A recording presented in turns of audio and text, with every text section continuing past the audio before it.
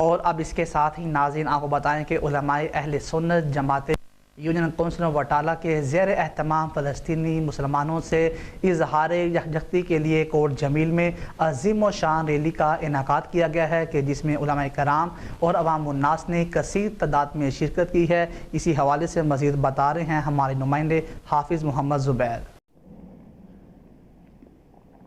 جی بالکل، تفصیلات کے مطابق اسرائیل اور اس کی پشت پر کھڑے امریکہ سمیت تمام ممالک کی مذمت اور ان کی مصنوعات کے بائیکاٹ کی مہم کو تیز کرنے کے لیے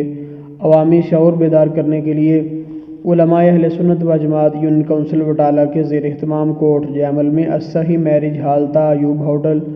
عظیم الشان طوفان الاقصی ریلی کا انعقاد کیا گیا،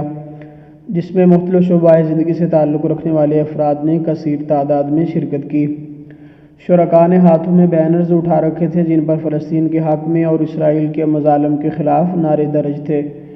ریلی سے خطاب کرتے ہوئے حضرت علامہ مولانا حافظ محمد تنویر احمد قادری بٹالوی صاحب کا کہنا تھا کہ مسلمان حکمرانوں کو فوری طور پر مصر کے راستے غزہ میں موبائل ہاسپٹلز کے قافلے اور بہت بڑی تعداد میں ڈاکٹرز روانہ کرنے چاہیے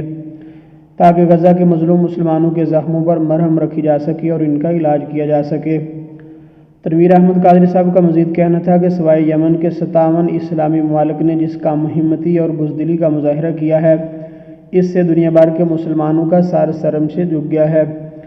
ریلی میں علاقہ بھر کے علماء کرام نے بھی خصوصی طور پر شرکت کی۔